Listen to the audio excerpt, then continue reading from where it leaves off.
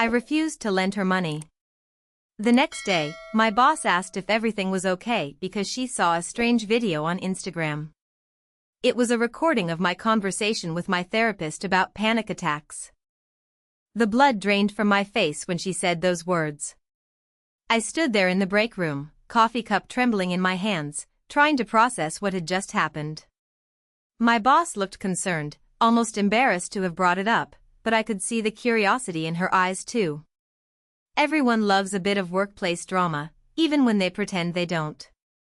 I mumbled something about personal stuff and excused myself to the bathroom, where I immediately pulled out my phone with shaking fingers.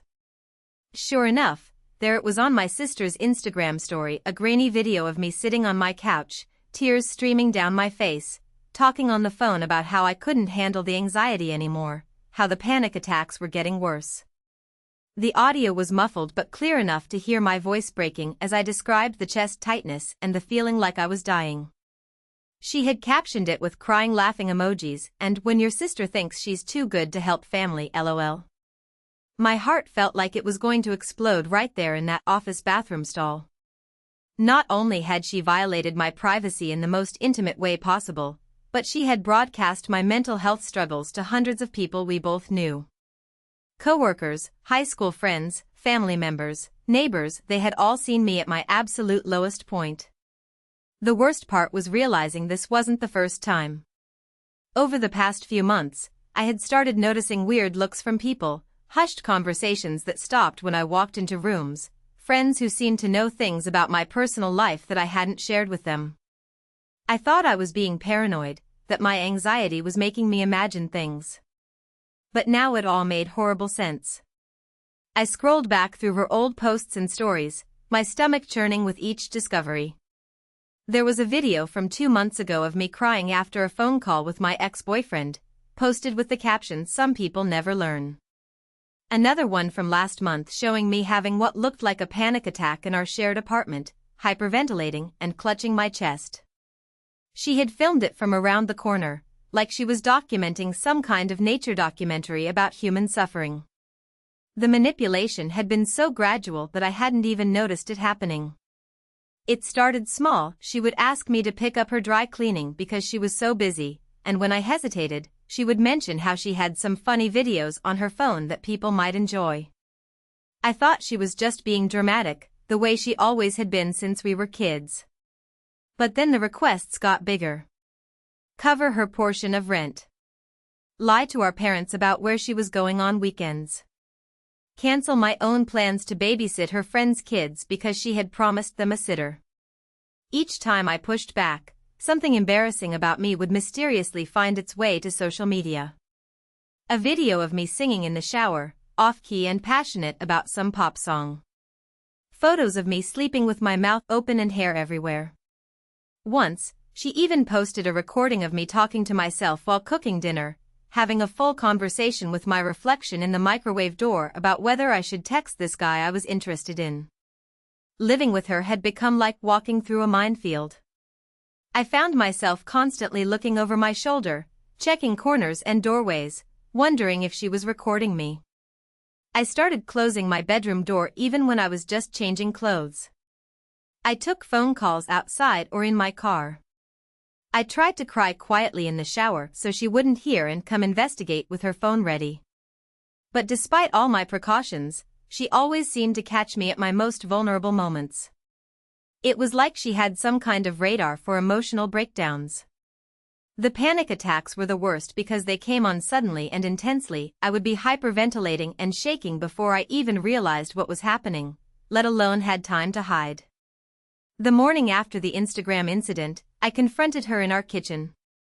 She was making coffee like nothing had happened, humming some song and scrolling through her phone. When I brought up the video, she just shrugged and said I was being dramatic.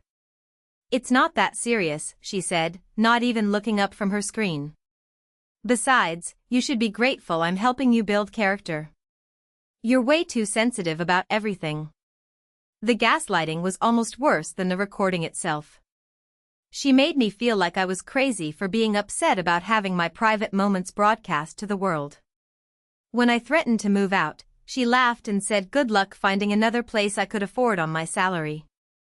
When I said I would tell our parents, she reminded me that they already thought I was the difficult one in the family and would probably side with her anyway. She wasn't wrong about our parents. They had always seen her as the fun, social butterfly and me as the anxious, oversensitive one who took everything too seriously. Growing up, when I complained about her pranks or mean comments, they would tell me to lighten up and stop being so dramatic. That's just how she shows affection, they would say, completely dismissing how her behavior made me feel. So I felt trapped. I couldn't afford to live alone, couldn't count on family support, and couldn't escape her constant surveillance. Every day felt like I was performing in some twisted reality show where the audience was everyone I knew, and the star was my humiliation.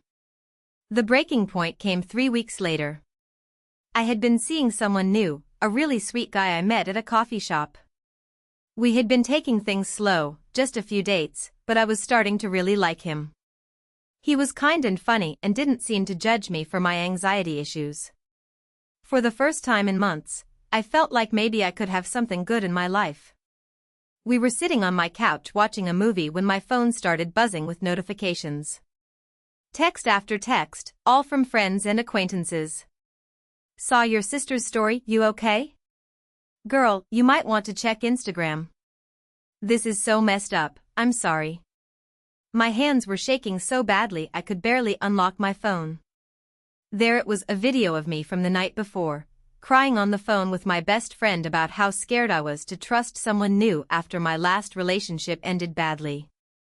I was talking about my fears of intimacy, my worries that I was too damaged to be in a healthy relationship, my anxiety about whether this new guy would stick around once he really got to know me. But the worst part was that she had edited the video. She had cut out all the context and spliced together the most devastating parts, me saying, I don't think I'm good enough for him, I'm too messed up for this, he's going to leave when he figures out how broken I am. It made me look completely unstable and pathetic. The guy I was seeing looked at me with this mixture of pity and discomfort that made me want to disappear into the couch cushions. He left shortly after, mumbling something about giving me space to figure things out. I knew I would never hear from him again. That night, I lay in bed staring at the ceiling, feeling more alone than I had ever felt in my life. My sister had systematically destroyed my sense of safety, my relationships, my self-worth. She had turned my own home into a prison where I couldn't even exist without fear of being exploited. But somewhere in that darkness, something shifted. The despair started transforming into something else, anger. Pure, clean anger at what she had done to me. I was tired of being her victim, tired of walking on eggshells, tired of letting her control my life through fear and manipulation. I started planning my escape the next morning. I had some money saved up that she didn't know about, emergency funds I had been squirreling away in a separate account for months. It wasn't much, but it might be enough for a security deposit on a small studio apartment across town. The tricky part was getting out without her noticing. She monitored my comings and goings pretty closely, always asking where I was going and when I would be back. But I realized she had a blind spot, her weekly spin class on Saturday mornings. She was always gone for exactly 2 hours, and she never brought her phone because the instructor had a strict no devices policy. I spent the week discreetly packing my most important belongings into boxes and moving them to my car trunk when she wasn't looking. Photos, important documents, my laptop, a few sentimental items, everything else could be replaced. I found a tiny studio apartment online that was available immediately. It wasn't much, just a converted garage behind someone's house, but it had its own entrance and a lock that only I would have the key to. The hardest part was the emotional preparation. I had to accept that leaving meant potentially losing my relationship with my family. My sister would undoubtedly spin this as me being dramatic and ungrateful, and my parents would probably believe her version. But I realized that staying meant losing myself completely. Saturday morning came, and I waited until I heard her car pull out of the driveway. Then I moved faster than I had ever moved in my life. The remaining boxes went into my car. I left my key on the kitchen counter with a note that simply said I'm done. Don't contact me. But as I was carrying the last box to my car, I heard her car door slam. She was back early. Where do you think you're going? She called out, already pulling out her phone. You can't just leave without talking to me first. That's so immature. For the first time in months, I looked her directly in the eyes. I'm leaving because you've made my life hell, and I'm not going to let you do it anymore. She laughed that dismissive laugh I had heard so many times before. Oh please, you're being so dramatic. You can't survive without me. You'll be back in a week, begging me to let you move back in. Watch me, I said, and got in my car. As I drove away, I saw her frantically typing on her phone, probably posting something about what a terrible person I was for abandoning family. But for the first time in months, I didn't care. Let her post whatever she wanted. I wouldn't be there to see it. The studio apartment was tiny and cramped, with a weird smell that I couldn't quite identify and a bathroom so small I had to practically sit sideways on the toilet. But it was mine. I could cry in it without being recorded. I could have phone conversations without worrying about who was listening. I could exist without performing for an audience I never asked for. The first few weeks were harder than I expected. Not because I missed her, but because I had to relearn how to live without constant surveillance. I would catch myself looking over my shoulder or covering my phone screen even when I was completely alone. I had developed all these paranoid habits that were hard to shake. I also had to deal with the fallout from her social media campaign against me. She had posted a long, dramatic story about how I had abandoned her without warning, leaving her unable to pay rent and utilities. She painted herself as the victim of my selfishness and instability. Some people bought it completely, sending her money and support while treating me like I was some kind of monster. But something unexpected happened too. Other people started reaching out to me privately, people who had seen the pattern of her behavior over the years. Friends who had always felt uncomfortable with how she treated me but hadn't known how to say anything. Coworkers who had noticed the strange dynamic between us. Even some of her own friends who were getting tired of her constant drama and manipulation. One of my childhood friends called me crying, saying she had suspected something was wrong but didn't know how to help. She told me about times when my sister had shown her funny videos of me that had made her uncomfortable, but she hadn't wanted to cause problems by speaking up. Another friend admitted that she had stopped inviting both of us to things because she was tired of my sister making everything about herself and putting me down in front of everyone. Slowly, I started to realize that I wasn't as alone as I had felt. The people who really mattered could see through her manipulations. And the people who couldn't weren't worth having in my life anyway. The most unexpected validation came from our cousin, who I barely spoke to anymore. She sent me a message saying that she had always admired how patient I was with my sister, but that she was proud of me for finally standing up for myself. She told me that my sister had tried similar tactics with her years ago, secretly recording conversations and using them as ammunition in family arguments. She had learned to keep her distance, but she had always worried about me being stuck living with her. 3 months after I moved out, I got a call from my landlord at the old apartment. My sister had been evicted for not paying rent, and there was thousands of dollars in damages to the unit. Apparently, she had thrown some kind of tantrum and put holes in the walls, destroyed furniture, left the place completely trashed. He wanted to know if I would be responsible for any of the costs since I had been on the lease too. I told him honestly that I had moved out months ago and left my key, and that any damage had happened after I was gone. I felt a moment of guilt. Maybe I should have warned him that she might not be able to handle the rent alone.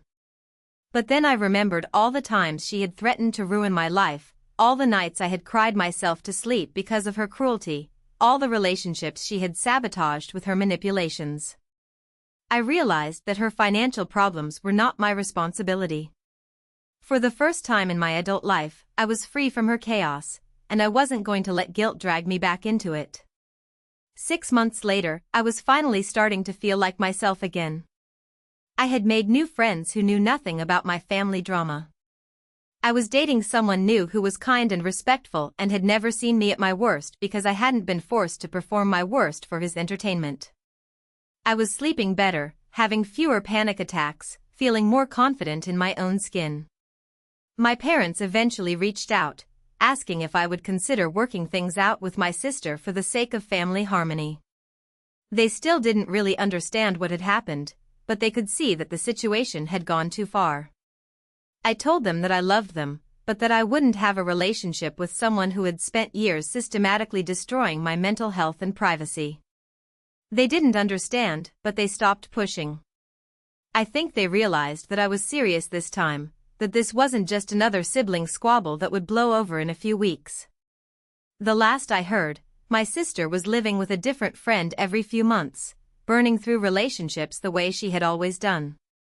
Some mutual acquaintances would occasionally update me on her latest drama, failed jobs, messy breakups, social media feuds with former friends. It all sounded exhausting and familiar.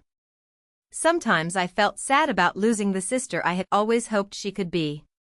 But I had learned that you can't love someone into treating you with basic respect and human decency. Some people are just committed to their dysfunction, and the healthiest thing you can do is protect yourself from becoming collateral damage in their chaos. Looking back, I wish I had left sooner. I wish I had trusted my instincts instead of letting her convince me that I was overreacting. I wish I had valued my own peace and privacy enough to fight for them earlier. But I also know that I needed to reach that breaking point to find the strength to change my life. Now, when I come home to my tiny studio apartment, I feel grateful for the silence. No one is watching me, recording me, waiting for me to show weakness so they can exploit it. I can cry when I need to cry, laugh when something is funny, have phone conversations without fear. I can exist without being performed. It's a small life, but it's mine. And that makes all the difference.